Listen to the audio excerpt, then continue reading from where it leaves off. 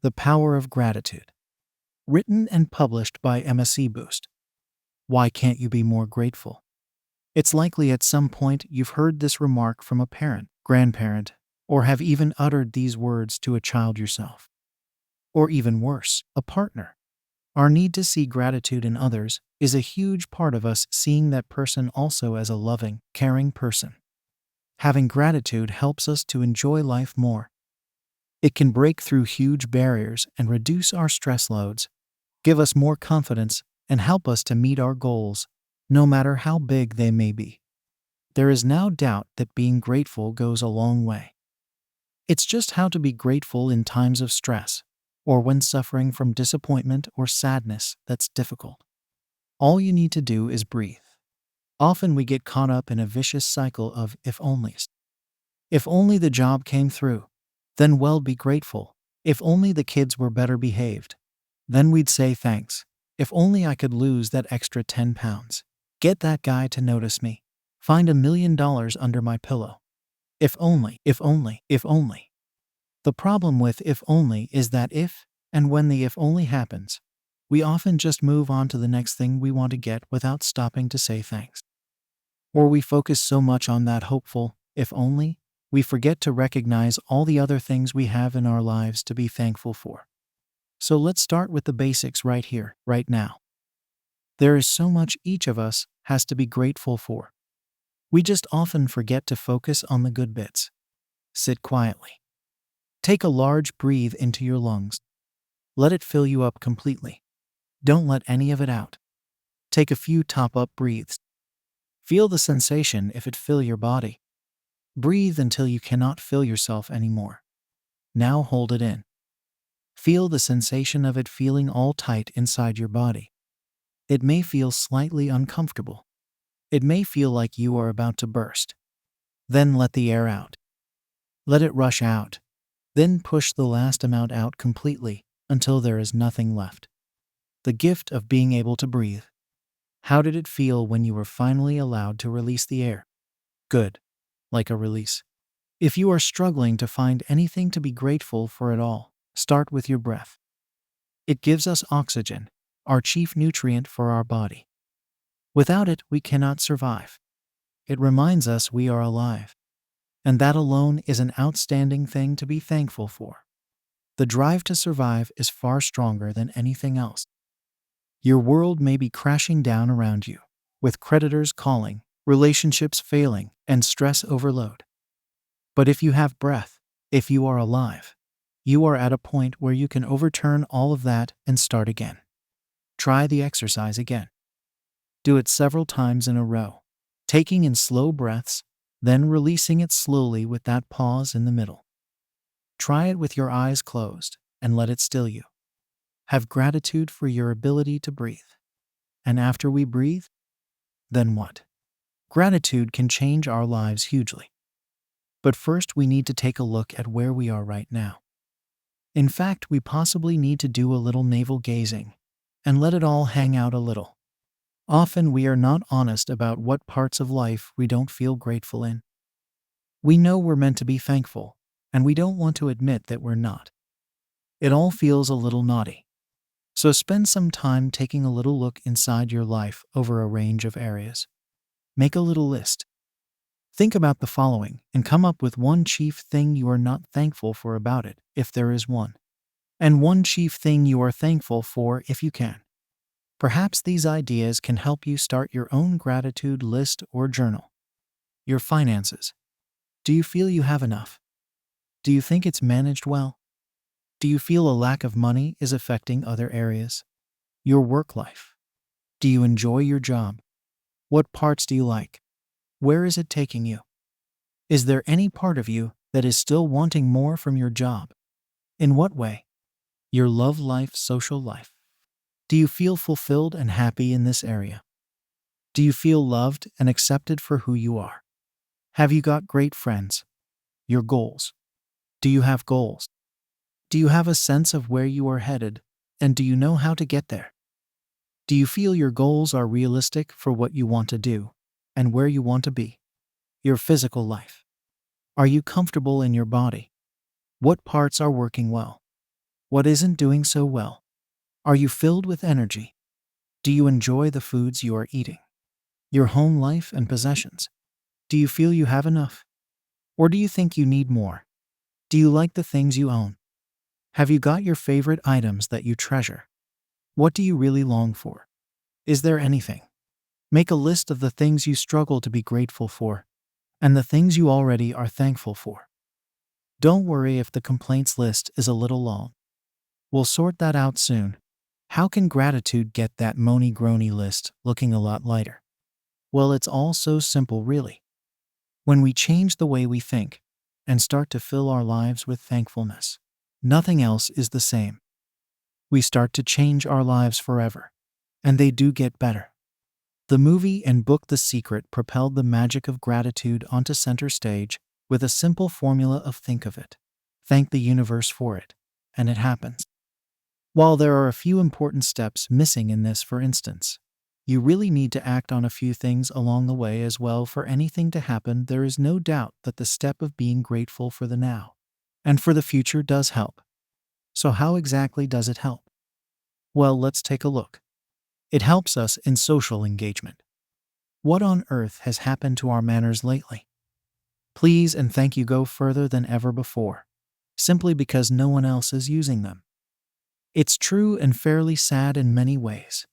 If you are a parent, one of the most powerful things you can do is teach your children to use manners. And it's not only the words, it's the voice behind them. Parents often will tell a child to say it like they mean it. We as adults are no different. Use manners, and your world begins to open up socially. People watch us all the time as we engage with others. Gratitude is a way to showing respect to other people. Think about the last time someone said thank you to you, and you knew they meant it. It does something quite magical to your relationship with them.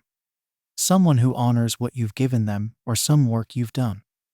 If they thank you for it, the first reaction is often to want to give them more. Because you know that what you give them will be rewarded again, or at least you hope it will be. If we start thanking people around us for doing their job, for being kind, for giving us something when they don't have to, then it makes everything run smoother. People gravitate towards people they think are going to reward them for their actions. A smile goes a big way too. Smiling is an easy way to say thanks. If it's all you can manage, try a smile on a stranger today. They are likely to pass it right on to someone else. It's a bit of a coarse way of thinking about it. But if you really can't think of any reason you should be grateful for people who are just doing what they are supposed to do, think of it as if you are just greasing the wheels. What that means is think about how easier it gets when you just give people a bit of your thanks. Sure, they may only be doing their job, but it's far better than all those people who aren't quite doing even that right. Thank people for the work they do, for any small kindness that comes your way, and see how effective it is. Here's a case study example. Andrew was going for a sales job.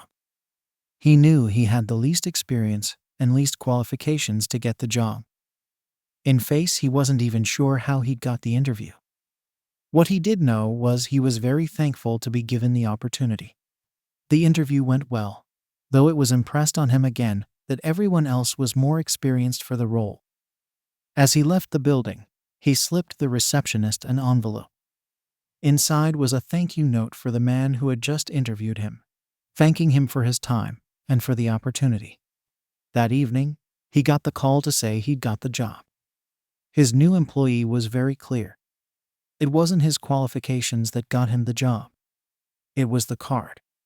If he was able to thank him at this stage, he knew Andrew would be able to build positive relationships with his client, which is exactly what he was looking for. Being grateful won him the job. Spend the next day thanking the people around you when they do something for you. Don't make it empty words. Instead, focus on what the person is doing, and then thank them sincerely and to an appropriate level. Bursting into tears and hugging a waitress passionately is probably not required if they bring some free water to your table. See how it makes you feel. And if it makes you more open to gratitude, try and make it a part of your everyday experience. It helps your mind.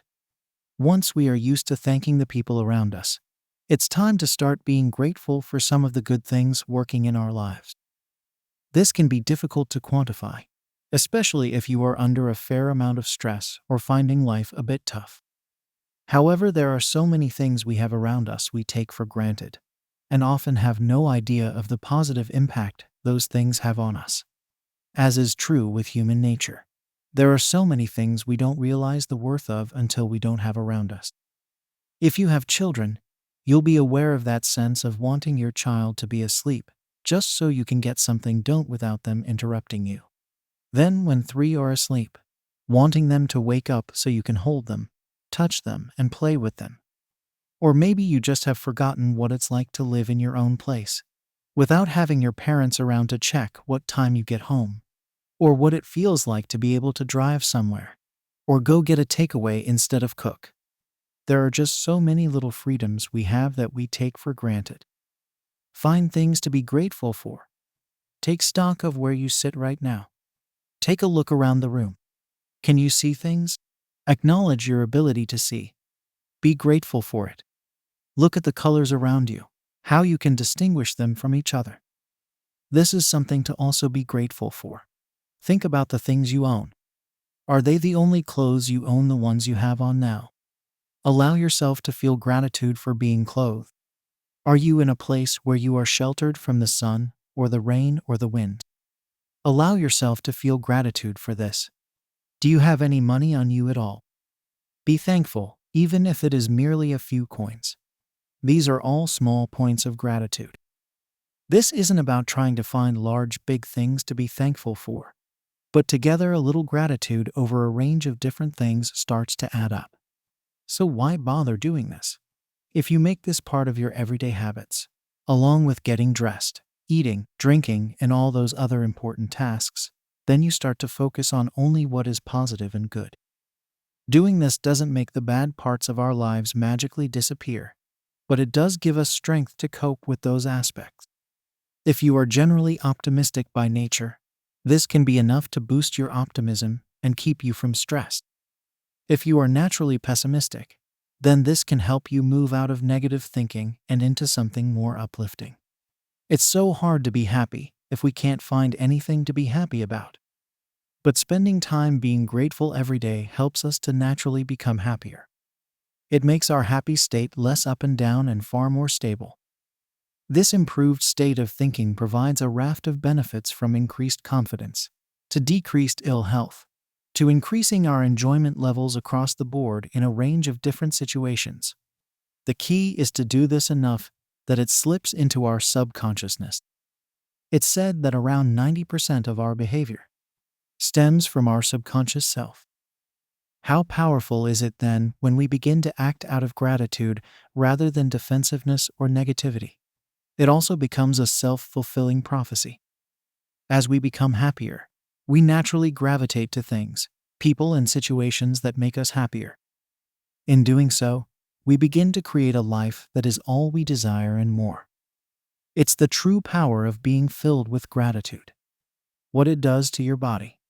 So we've got the people around us feeling a little happier, and our minds getting the happy message about what about our bodies? What does being grateful do to our body? Our cells are constantly changing, renewing and mending themselves. Many doctors recognize the worth in a positive attitude towards health. In fact, if we feel good about ourselves, we tend to look after our physical selves better.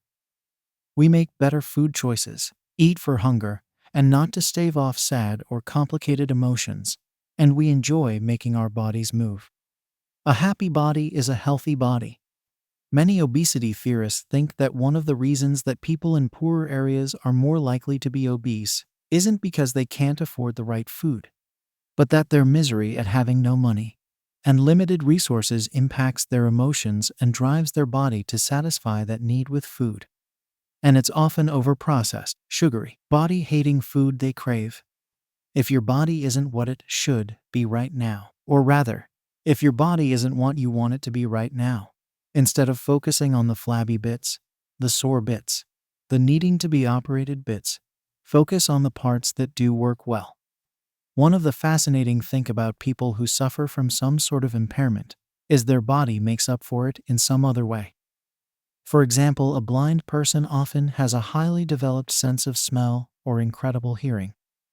That is our body's way of being thankful for what does work. It compensates and provides an enhanced talent at the cost of the one the person doesn't have. We all have that ability. While most of us can probably mention many things we don't like about our bodies, what can you mention that you do like? Some of the time, we carry on shadows form our family's comments that impact us. They don't need to. If you have a chronic illness, focus on the healthy parts of your body. Many studies have been done on the power of imagery that involves your healthy body fighting the ill health intruder. Spend time enjoying the healthy parts of your body. If you feel absolutely terrible, and there is nothing you can find to feel good, then go back to that first activity at the beginning of this book and focus on your breath. Even if it is labored, even if you need to do it slowly, breathe in and out and focus on your breath. Focus on how you are alive with each breath you take in and out. It isn't easy. Our physically feelings can often outweigh everything else. We often neglect how our body feels, and then we stop looking after it. It becomes a vicious cycle.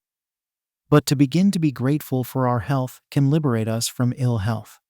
Spend 5 minutes a day focused on what is right with your body.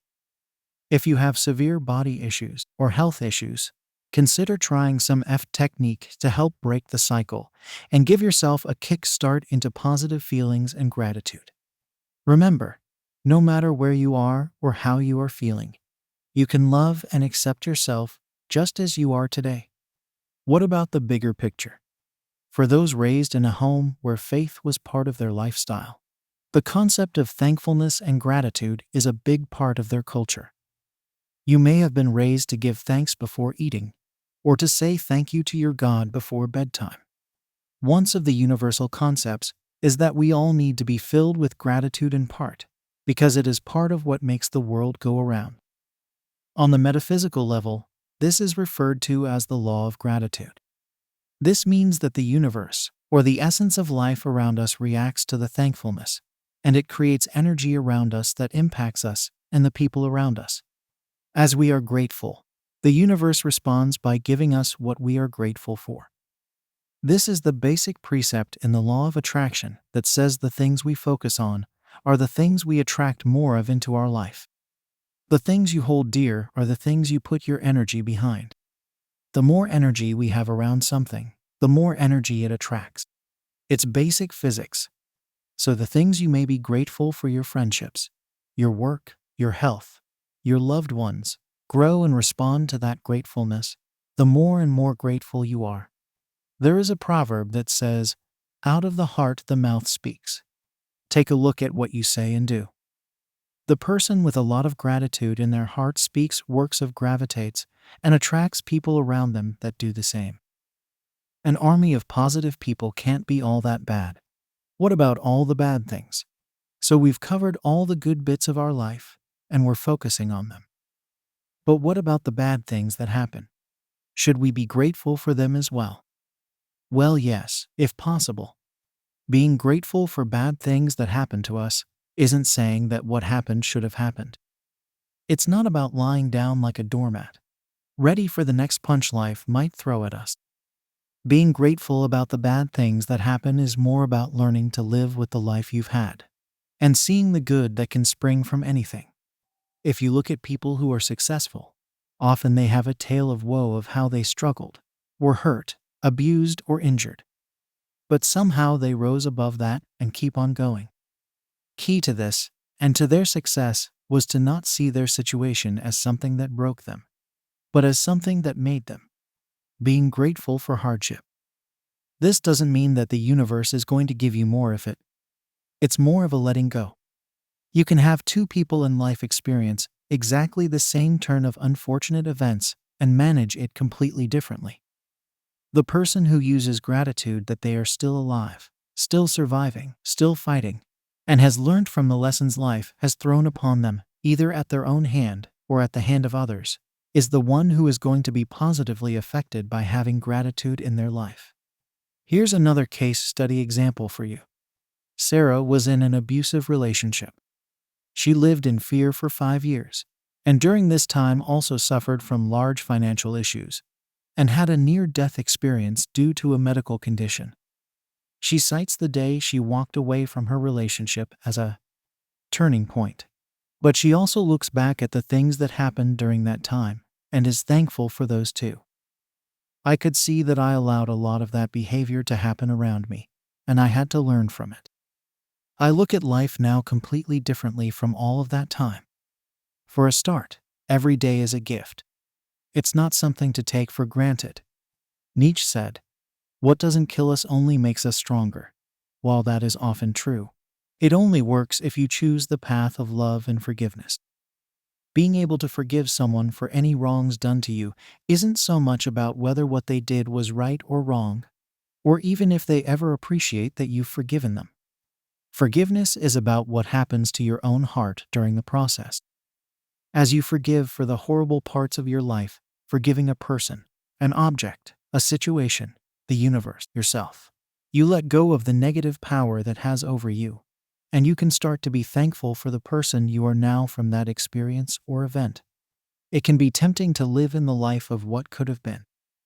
However, this just leads to a stronger sense of loss and hurt, and it's very difficult to move on from. If instead you focus on how it's shaped you and given you a different perspective others may never get to see, then you start to take on a more positive slant. When bad things happen to us, we all need recovery time.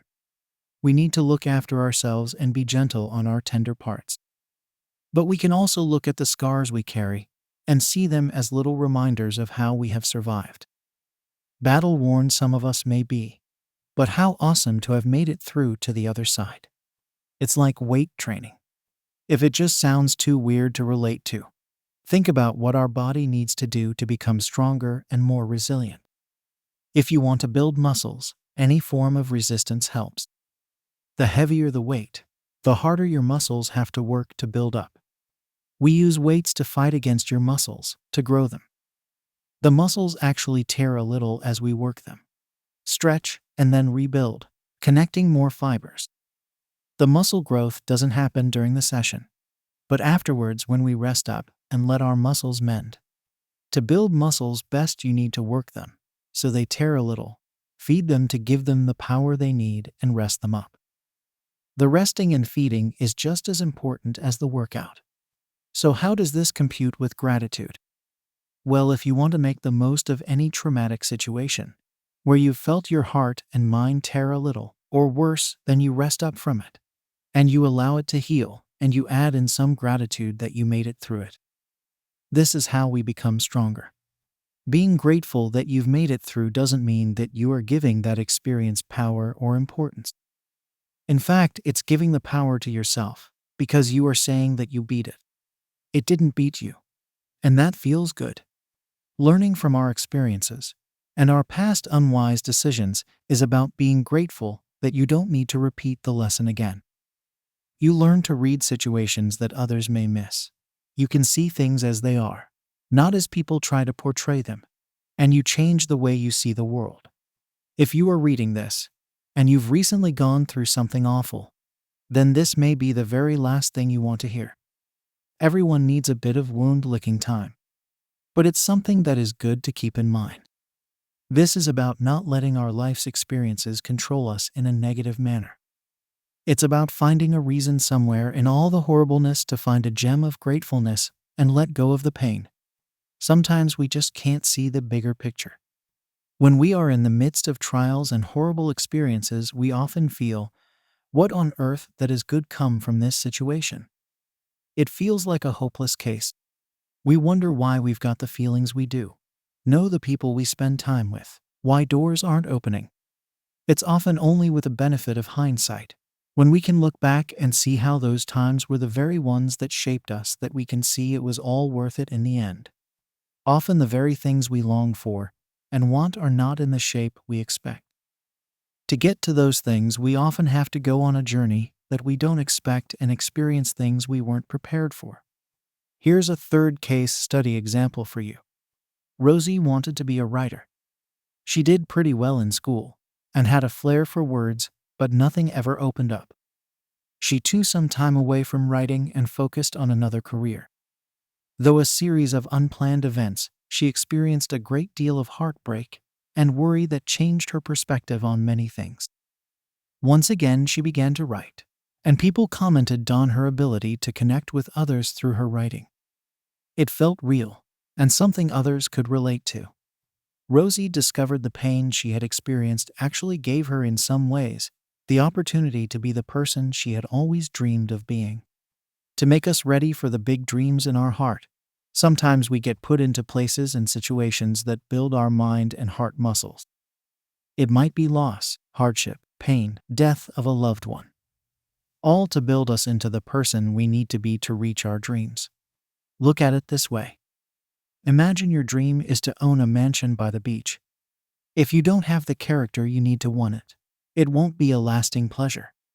You'll let it run down, or worse, you'll lose it.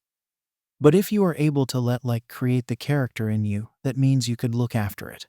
Well, that would be worth it, right? Sometimes our hearts need to tear a little, build a little muscle, and then get a little stronger to reach our goals. If you learn the lesson fast, there is no reason for the bad even to repeat itself. While we never stop learning, and never stop experiencing life, as we learn from each one, the less difficult it is to learn from the next lesson. It's a bit like those muscles. The more you use them, the more second nature it is to keep on building them and using them every day. The heart that is torn then built stronger finds it easier to be grateful, and tends to attract more and more experiences to be easily grateful for. So what you be grateful for? Generating a list of everything we are thankful for can really help on those slightly cloudy or downright stormy days, when it's hard to conjure up a pile of thankfulness. Like anything, gratitude is a learned behavior. It's something we find easier the more and more we practice. If you can't find some things to be thankful about, work your way through this list and use it to make your own. Things you own. You can feel gratitude for? Having shelter. I have a home to live in, a bed to sleep in, and a place to put my things. Having something to wear. I have something to keep me warm when the wind blows, and clothes I can wear on hot days. I can be covered, and I have more than one outfit to choose from. I have shoes for my feet. I can cover them to protect them from sharp objects, and to support my feet as I walk. Having the means to travel. I can use my car to get to places, or scooter, bike. I have public transport available. I live in an age where it's easy to find a way to get somewhere fast if I need it. I have a computer to work on, play on, and communicate with. Even if I have to borrow the use of one, I can use tools on it to find out information I can use. Your liberty. I am thankful for the fact I am alive. The chance to drink water from a tap, and it's safe. The food I can choose to eat to fuel my body. Being free and imprisoned. Having the skills needed to read and to write. The opportunity to learn something new and life-changing. My social networks. I am thankful for myself. I'm who I am, and I accept myself. My loved ones. The special people in my life I've chosen to spend my life with, or give birth to. The people who gave birth to me, and the people who raised me. My friends and colleagues. My pets, for all their cuddles and our uncomplicated relationships. My successes. I am thankful for my innate talents. The skills I've learned. My ability to make friends. My job, or the way I support myself. My interests, and the things I enjoy to do recreationally. My emotions. My choice to love others and share my life with them. Significant moments. I am thankful for milestones in my life. Learning how to walk, to talk, to run, to laugh. My special days such as birthdays and anniversaries. Memories. Time spent with loved ones. Holidays and time spent away from work. Being about to order a takeout coffee, or having a meal out. Unexpected and pleasant surprises. Life's little treasures. I am thankful for Being able to feel the sunlight rain on my face, going to the beach, or climbing a hill and looking out, washing drying on a windy day, seeing a stranger smile at you, watching snow fall, taking my dog for a walk, playing on playground equipment, laughing. Things I never expected. I am thankful for. The things I didn't get right the first time. The doors that closed to me when I wanted them open. The lessons I've learned through my experiences. Use this list as a starting point and add any specifics you have. It's a good idea to pop the list on the fridge or somewhere you can see it to remind yourself to be thankful throughout the day. Soon it will be second nature, and you'll start to attract more good things to be thankful for.